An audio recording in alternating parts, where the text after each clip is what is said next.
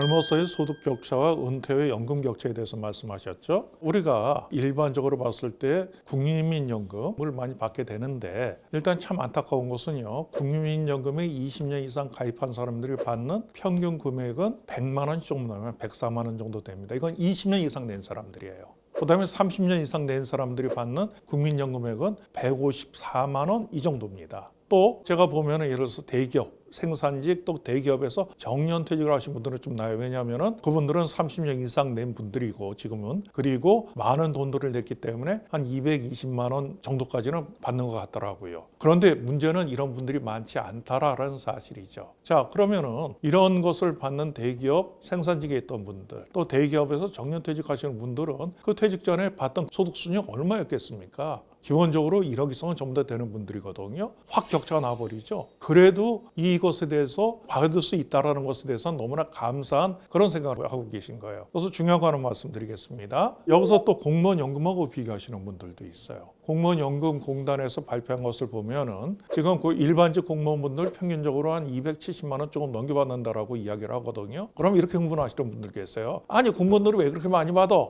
그런데 이분들은 우리가 제가 뭔가 하면 그분들은 박봉이었습니다. 그런데 국민연금보다 훨씬 더 많은 연금을 냈어요. 국민연금이 9%, 내 소득의 9%면은 내가 4.5%, 회사가 4.5% 내거든요. 이런 거 뭐 한 20년 내에서 한 100만 원 조금 더 받는다. 근데 이분들은 17%까지 냈어요. 하니까는 많은 금액을 오랫동안 냈다라는 것이죠. 그러니까 우리가 이 연금 준비하는 데 있어서는 나의 젊음에 있어서의 어떠한 그 쾌락이나 즐거움들을 강제적으로 포기시켰다라는 이야기죠. 해서 결국은 이런 것을 나중에 시간이 지나고 난 다음에 연금으로 그런 것에 대한 것들 노후에 확보했다라고 우리가 이해를 해줘야 될 것 같습니다. 연금 준비가 안 된 분들의 공통점 제가 앞서서 말씀드렸는데요. 젊어서 내가 미래에 대한 투자를 소홀히 했다라는 부분들이죠. 이것은 일찌감치 오랫동안 내가 얼마나 많은 돈을 얼마나 길게 준비했느냐에 따라 가지고 나중에 연금의 액수가 달라지게 되는 부분들이거든요. 그런데 연금 준비가 안 된 분들은 공통적으로 내가 젊었을 때 좋은 차 타고 맛있는 음식 먹고 멋진 곳에 여행 다니면서 낭비를 했다라는 이야기입니다. 물론 여기서는 내가 투자를 잘못했다 뭐 이런 경우 있었겠지만은 많은 돈을 오랫동안 내야 된다는 그 기간에 대한 것을 이기지 못한 분들이라고 볼 수 있을 것 같아요.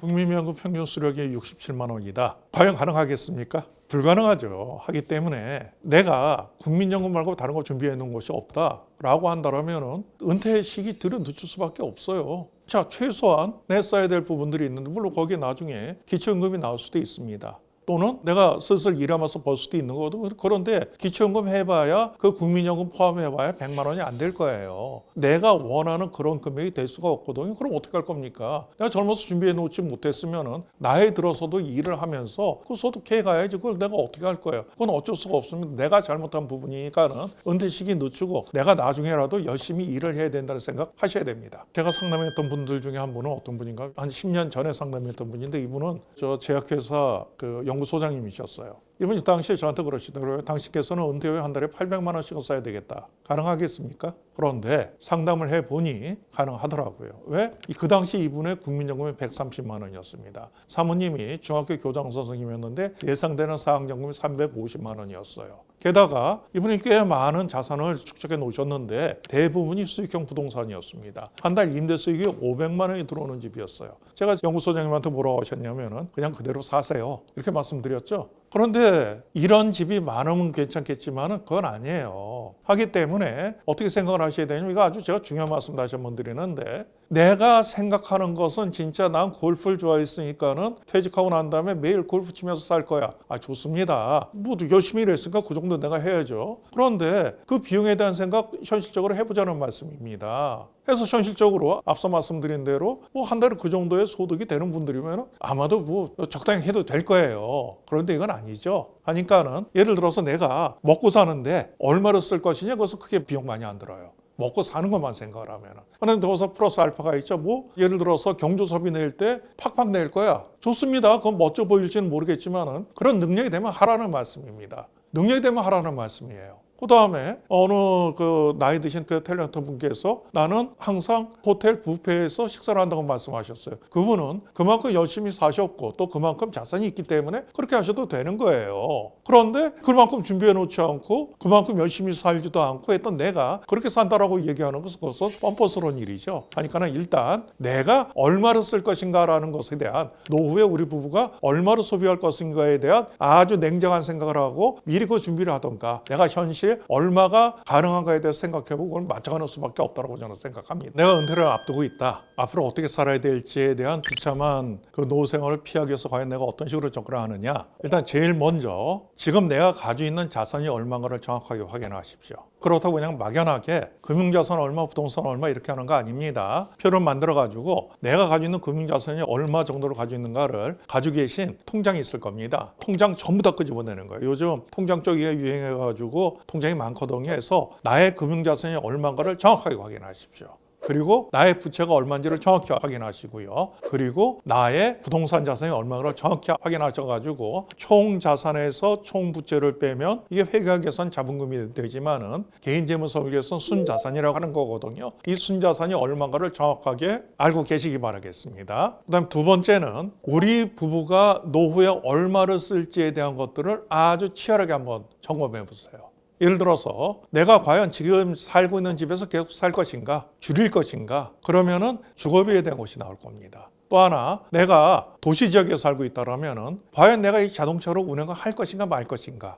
이것도 중요하거든요. 예를 들어서 전 개인적으로 이렇게 생각합니다. 서울에 살면서 또는 교통이 좋은 수도권에 살면서 자동차를 가지고 있는 것은 바보짓이라고 전 감히 얘기해요. 왜 그러느냐? 자동차는 사용자상에다 감가상각이 들어가거든요. 이 감가상각 어떻게 계산해야 되는 줄 아십니까? 내가 산 차값에 한 달에 1%씩 빠져나간다고 생각을 하셔야 돼요. 게다가 보험료, 휘발유값, 그다음에 세금, 기타 등등 따져보면은 자동차에 감가상각을 포함하면은 자동차에 들어가는 것이 아마도 한 5, 60만 원 이상은 들어갈 거거든요. 근데 앞서 우리가 얘기하지 않았습니까? 국민연금 평균 그 수급액이 65만 원 정도가 된다고 했는데 그러면은 내가 은퇴하고 난 다음에 자동차 일주일에 몇 번이나 쓸 거예요? 일주일에 두세 번 쓰는 것 때문에 내 국민연금이 통째로 여기 들어간다? 바보짓 아닙니까? 이런 식으로 해서 우리 부부가 써야 될 것, 줄여야 될 것, 그 다음 또 내가 생각하는 생활 수준이 있을 거 아닙니까? 그래서 뭘 하겠다라는 것을 해서 우리 부부의 한 달 생활비가 얼마가 들어갈지에 대한 것을 정확하게 계산해 보시기 바라겠습니다. 그러고 난 다음에 세 번째 단계에서 뭘 하셔야 되냐면 그러면은 내가 은퇴하고 난 다음에 과연 정기적으로 이런 것들을 내가 가져올 수 있는 소득원들이 있는가? 제일 먼저 연금을 확인해 보셔야 돼요. 국민연금, 공무원연금, 군인연금, 사학연금 할 것 없이 연금 또는 내가 연말정산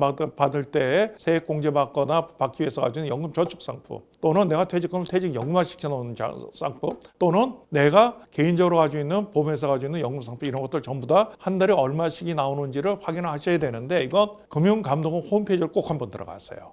거기에서 내 연금 조회를 하시게 되면 나오게 되는데 이것은 회원가입하셔야 됩니다. 그럼 3일이 지나고 난 다음에 국민연금이 됐건 공무원연금이 됐건 군인연금이 됐건 내가 몇 살에 얼마씩 나온다. 그 외에 내가 가지고 있는 연금 상품이 얼마다라는 것이 다 나옵니다. 이것을 나이대별로 해서 쭉 나오게 되거든요. 그런데 여기서 연금 상품만 나오게 돼요. 내가 가지고 있는 예를 들어서 이자 소득이나 배당 소득이 있다. 그런 건 안 나오거든요. 그런 거 여기 끼워 넣어야 돼요. 또 내가 수익형 부동산이 있어서 한 달에 100만 원씩 소득이 있다. 이거 같이 끼워 넣어야 되는 겁니다.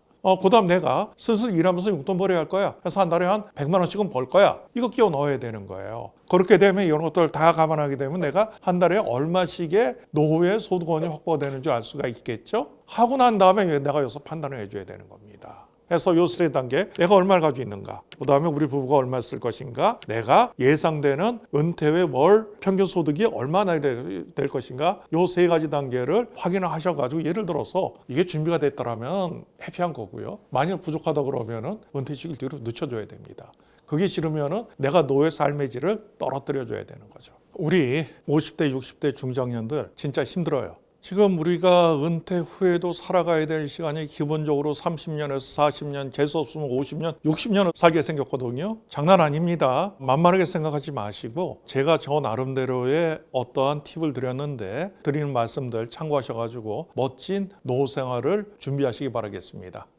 대한민국 5060 그 은퇴 통장에는 도대체 얼마가 있을까요? 이게 정말 궁금하죠. 근데 이제 사실은 뭐냐면 저희가 과거보다는 금융자산이 많이 늘어난 건 맞아요. 왜 그러냐면 지금 금융자산 10억 이상이 뭐 30만 명이 넘었다고 하는 거니까 그만큼 이제 화폐 가치가 떨어진 부분들도 있고 금융 투자가 많이 발생하면서 자산이 많이 늘어난 부분들이 있습니다. 우리는 이제 평균이라는 걸 좀 봐야 되거든요. 이 평균을 보기 위해서는 국가 데이터처로 바뀐 통계청에서 발표한 자료가 있는데 2025년 가계금융복지조사를 좀 확인할 필요가 있습니다. 여기서 보면 50대 평균 자산이 6억 6,205만 원 정도가 되고요. 이 중에는 이제 뭐냐면 금융자산도 있고 실물자산도 있습니다. 금융자산이 한 1억 6,507만 원. 그러니까 통장에 있는 돈은 1억 6,507만 원 정도가 되겠죠. 실물자산은 내 부동산이든 아니면 임대용 부동산을 합쳐서 한 4억 9,698만 원 정도가 됩니다. 그리고 저희가 자산만 있는 게 아니고 부채도 있거든요. 부채는 대략 1억 1,044만 원이 있고요. 우리가 자산에서 부채를 뺀 거를 순자산이라고 얘기하거든요. 중요한 건 이 부분입니다. 그러니까 뭐냐면 저희가 자산 많으신 분들은 많아요. 근데 내면 구조를 다 따져보면 부채가 많으면 사실은 허당일 경우도 많거든요. 따라서 저희가 자산에서 부채를 뺀 순자산에서 확인해 보면 일단 대략 평균이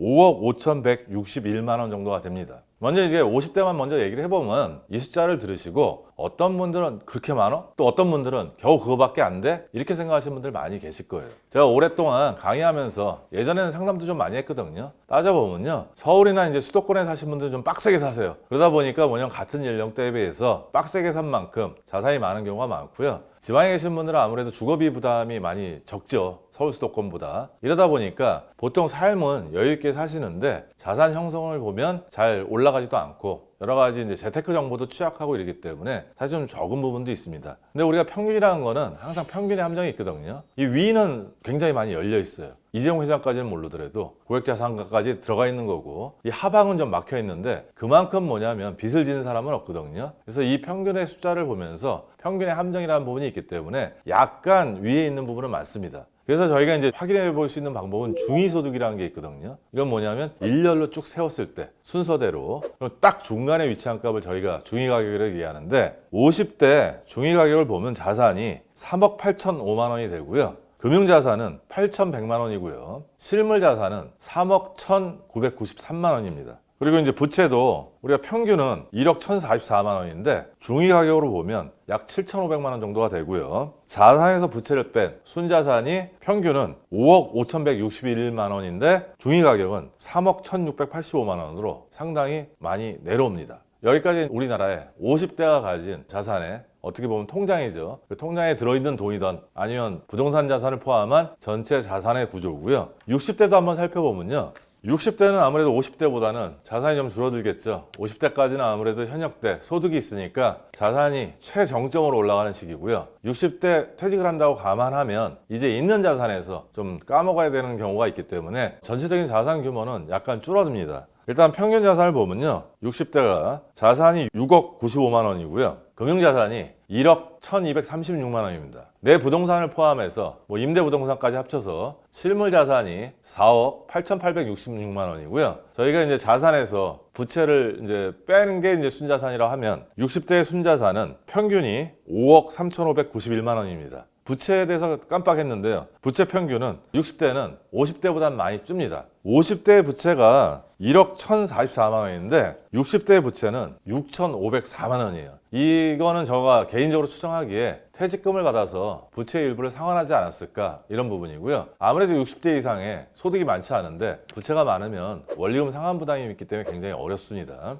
60대 그 중위가격을 한번 살펴보면요. 자산은 중위가격이 굉장히 많이 내려옵니다. 2억 8,060만 원 정도가 중위가격이고요. 금융자산이 4,150만 원, 그리고 실물자산의 중위가격이 2억 8,600만 원이고요. 부채의 중위가격은 평균 6,504만 원보다 더 줄어서 5천만 원으로 좀 내려옵니다. 순자산은 대략 중위가격이 2억 5천만 원 정도 되는데요. 전반적으로 보면 저희가 2024년 가계금융복지조사를 볼 때는요. 50대의 순자산보다 60대의 순자산이 약간 늘어났습니다. 그래서 요새 일하는 60대가 많아서 순자산이 늘어나서 앞으로 이게 유의미한 변화가 되겠다. 저는 이렇게 생각을 했었는데요. 요번 2025년 가계금융복지조사를 보니까 50대의 순자산이 5억 5,161만 원이고요. 60대 순자산이 5억 3,591만 원으로 다시 50대가 더 많은 숫자로 나왔는데요. 요건 제 나름대로 해석을 하면 작년에 아무래도 투자가 좀 많이 이루어지지 않았을까. 그래서 부동산이라는 부분들도 많이 올라갔고요. 그 다음에 개인적으로 미국 주식 투자나 국내 주식 투자를 50대가 적극적으로 했고, 아무래도 60대는 상대적으로 그거보다는 좀 리스크를 지기 싫어하지 않기 때문에 자산의 차이가 다시 이렇게 좀 벌어지지 않았을까, 이렇게 생각을 합니다.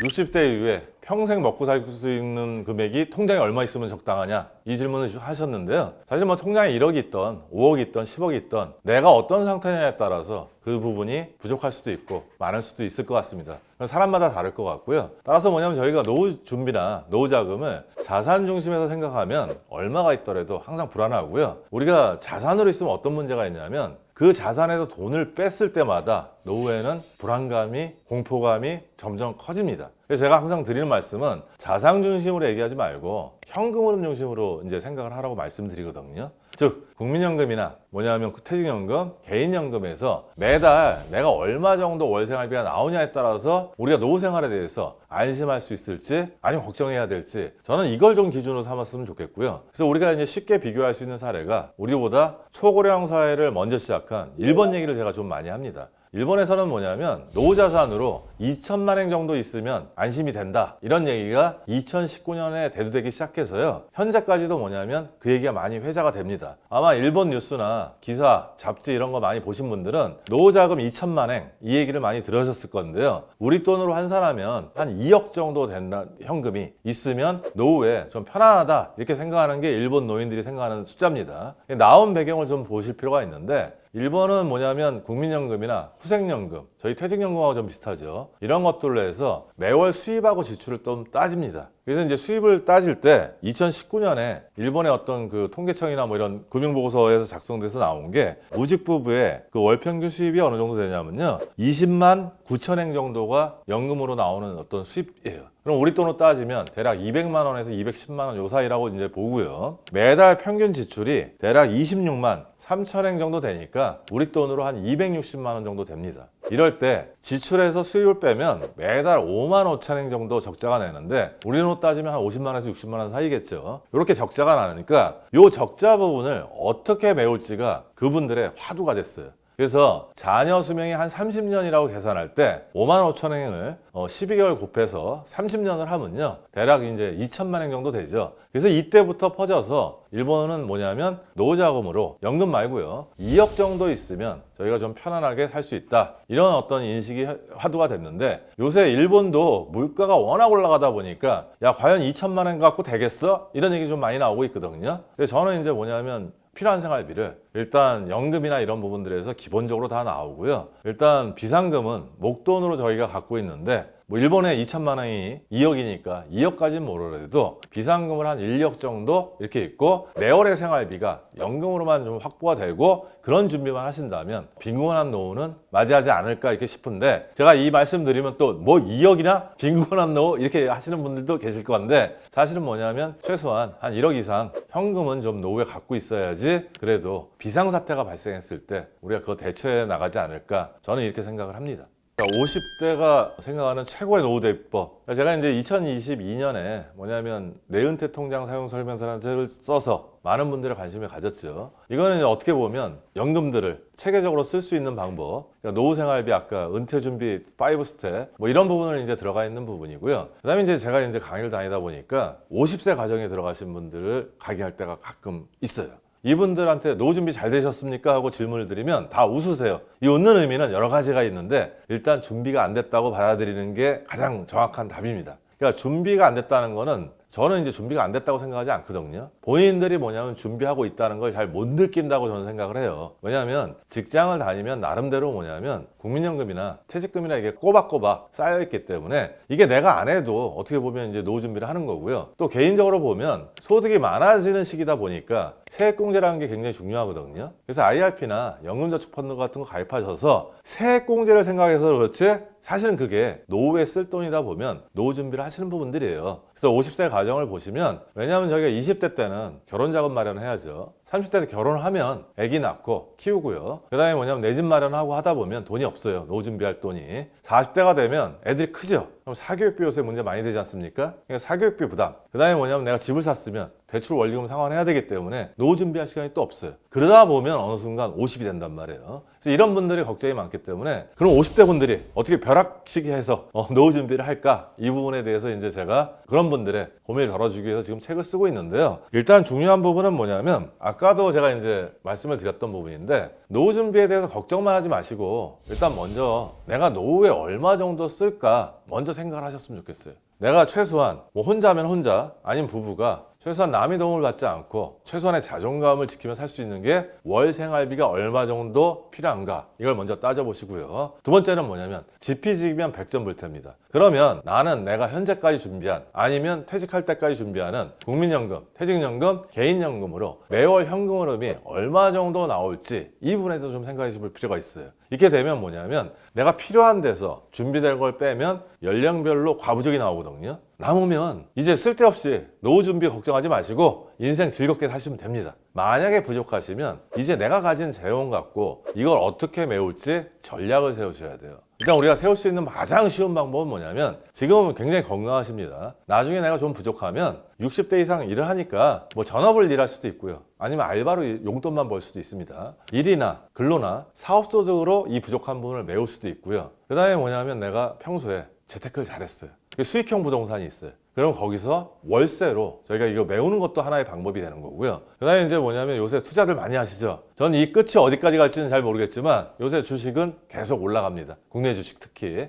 그래서 투자를 통해서 저희가 부족한 부분을 마련할 수 있는 부분도 있고요. 그 다음에 이제 뭐 내 집 마련을 하셨다 그러면 집이 없으면 모르겠지만 주택연금을 통해서 저희가 현금을 마련할 수 있는 부분이 있습니다. 따라서 이 부분도 뭐냐면 노후생활비가 제가 사람마다 다 다르듯이 그러니까 집행할 수 있는 전략도 내가 가진 보유자산이나 어떤 경험 이런 거에 따라서 뭐냐면 다 달라질 수 있기 때문에 이런 거에 대한 계획을 지금 한번 치밀하게 이렇게 한번 살펴보시는 것만 해도 충분히 저는 준비가 가능하다고 생각을 하고요. 저는 이런 얘기를 많이 합니다. 60대 돼서 내가 인생을 선택하려면 60세 정도의 노후 준비가 어느 정도는 기본적으로 90% 이상은 돼 있어야 된다고 생각을 합니다. 어떤 분들은 일하시는 걸 굉장히 좋아하시는 분들이 있어요. 이런 분들은 뭐냐면 일을 하시면서 만족감도 얻으시고 수입을 얻어서 노후생활비 걱정 없이 계속 가시는 분들도 있어요. 하지만 일하시는 걸 별로 좋아하지 않으시는 분들이 있어요. 어쩔 수 없이 내가 여태까지는 내 가정을 책임지고 누군가를 도와야 되기 때문에 내가 어쩔 수 없이 일하신 분들이 있거든요. 근데 만약에 내가 60세에 노후 준비가 안 돼서 내가 앞으로 여태까지는 하고 싶지 않은 일을 하면서 내가 책임 때문에 살았는데 60이 돼서도 내가 만약에 노후 준비가 안 돼서 원하지 않는 일을 하신다면 굉장히 불행한 선택이 되기 때문에 저는 최소한 뭐냐면 60대까지 노후 준비에 90% 이상을 해놓고 그 다음 인생은 내가 정말 그동안 하고 싶었던 일, 좋아하던 일 그런 어떤 선택지를 가졌으면 하는 게 제가 가지는 가장 큰 바람입니다.